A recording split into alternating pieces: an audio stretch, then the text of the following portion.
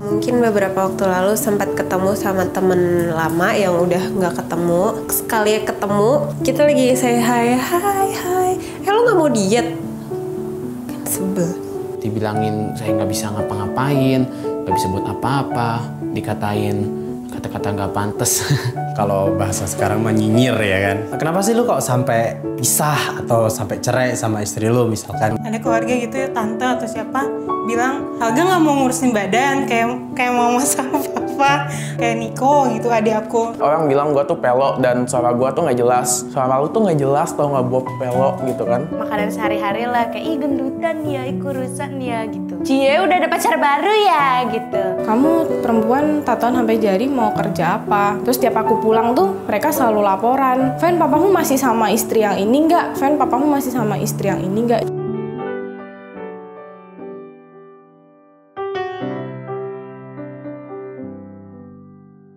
Ada saudaraku yang jauh banget, kita jarang banget ketemu.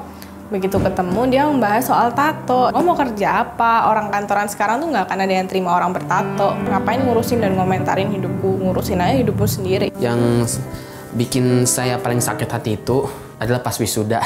Saya dikatain tolol di belakang. Lebih pertama ke temen, keluarga yang udah jarang ketemu. Bahkan orang yang ngomong itu aja tuh badannya nggak kurus, nggak langsing. Nyokap sih ya paling sering ngomong kalau gendut-gendut ya, cuman udah kebal juga sih. Nenek aku, tante aku gitu. Itu sih yang paling sering. Terus habis itu teman-teman lingkungan ya iya ada. Kalau untuk di lingkungan kerja sih enggak ya. Ada beberapa orang lah yang seperti itu bertanya-tanya kayak gitu-gitu. Yang tato tuh lebih banyak sih kayak teman-temannya mamaku. Teman-temanku yang mungkin dia merasa dirinya dia suci atau dia sok suci, nggak tahu dah.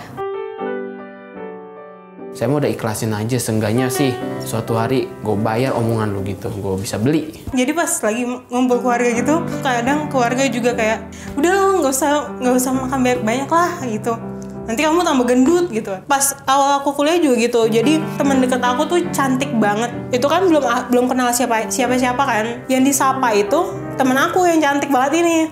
Hai gitu. Tapi aku di sebelahnya aku nggak disapa. Di hati tuh pasti ada rasa-rasa nyet gitu.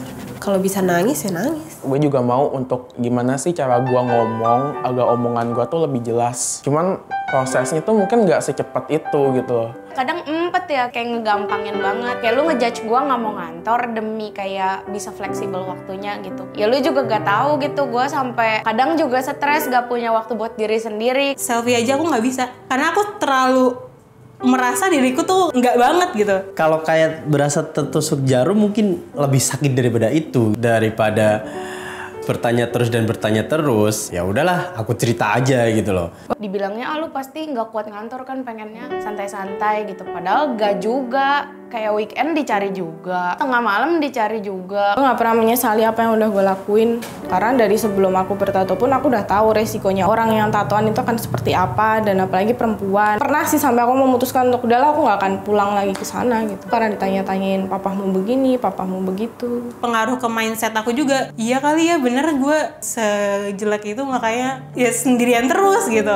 Nggak ada cowok yang suka sama gue gitu. Cuman waktu itu pernah sih kayak lagi moodnya jelek, akhirnya aku kayak ngomong baik-baik gitu. Bisa gak sih nggak usah kayak ngomongin gendut-gendutan terus, ya gue juga mau kurus tapi susah.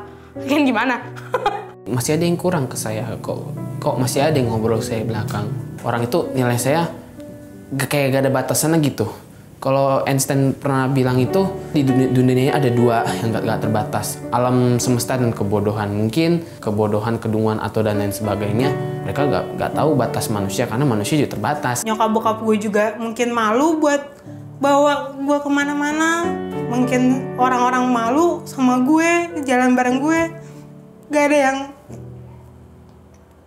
ada yang menginginkan gue gitu di dunia ini. Aku kalau udah nangis, aku juga setelah itu aku selalu bilang, gak, someday lu bakal bisa gitu. Kalau misalnya kayak moodnya lagi bagus, nggak ganggu, kayak udah biasa kan dari dulu. Cuman maksudnya kalau lagi moodnya jelek, misalnya habis berantem sama klien, dulu apaan sih nambah-nambahin beban hidup gua gitu kan. Aku dari keluarga yang broken bukan berarti hidupku juga harus broken. Dan aku memilih tato karena emang aku suka seni. Gue percaya gini sih, kalau misalnya lu judge orang dari fisik, lu kayak dijudge orang juga kayak berdasarkan fisik, tapi kalau lu kayak appreciate orang berdasarkan value-nya mereka, hidupnya mereka, karakter apa, lu bakal kayak di-appreciate orang dengan cara yang sama gitu. Yang penting saya udah cerita, mau diterima syukur, nggak diterima ya sudah. Ya walaupun sakit ya wes, tak lakoni, tak rasain aja gitu. Terus kalau gue pelok tuh kenapa? Nggak ganggu kehidupan gue, nggak ganggu pekerjaan gue masih tetap bisa berkarya. Terus masalahnya buat lu apa? Bob harus percaya diri sih. Gue bisa aja bilang dia gendut, gue bisa aja bilang dia botak, nggak punya rambut. Tapi kan gue nggak mau ngomongin itu. Kalau gue kayak gitu, gue jadi pelakunya juga dong. Setelah aku nyadar kayak gitu, aku berusaha caranya gimana nih biar gue setidaknya tau lah orang-orang gue ada. Aku harus belajar. IP ku rada tinggi, teman-temanku akhirnya kalau mau belajar ke aku segala macam ke aku. Mungkin orang nggak tahu aku karena aku cantik atau apa, tapi orang tahu karena aku ada bisa sesuatu, jadi mereka tahu aku. Karma itu berlaku, Beb. Jangan terlalu banyak ngomong di belakang, apalagi dengan kata menyakitkan. Karena tidak semua orang memiliki mental yang kuat. Lo tuh nggak pernah tahu seseorang itu lagi di kondisi seperti apa. Beware with your words. Satu kata doang sih, kepo. Udah itu doang. Lu pada kepo kan karena lu nggak ngurusin hidup lu sendiri gitu, lu liatin hidup orang terus gitu, kayak mendingan ngurusin hidup sendiri gitu. Kamu nggak kenal aku, nggak tahu aku sedalam apa, nggak ngerti kehidupanku kayak apa, cerita hidupku kayak apa. Kamu cuma tahu bungkusnya doang, tapi kamu nggak tahu isinya. Coba biasain ngasih cinta kasih ke orang lain daripada basa-basi dengan hal seperti itu.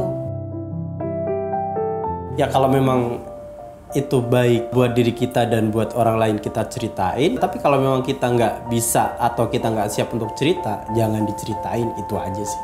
Tetap sabar untuk melakukan perubahan karena sabar itu hasilnya pasti indah. Maafin aja orang itu, koreksi diri lagi. Mungkin lu nggak akan secepatnya misalkan besok tuh lu udah berubah gitu. Cuman kan itu penilaian orang. Nggak usah peduli, mereka tuh nggak tahu apa yang kita alamin. Jadi nggak usah dengerin apa kata orang, lakuin aja apa yang terbaik buat diri lo. Dan yang menurut lo baik buat lo sendiri ya lakuin. Harus tahu tujuan lo biar kalau ada orang yang ngerendahin, ngejudge lo, ya lo tetap kayak firm gitu loh, kayak fokus. Jangan patah semangat, carilah jati dirimu, carilah identitasmu. Ketika dua itu hidup, maka kamu tidak akan tersesat dan menjadi diri yang unik gitu. Lo dicintai, yakinlah lo dicintai. Lo percaya sama diri lo sendiri, jangan percaya dengan kata-kata orang lain yang menjatuhkan lo. Karena kalau misalnya semakin lo dengerin, semakin lo yakin itu yang terjadi, itulah yang bakal terjadi.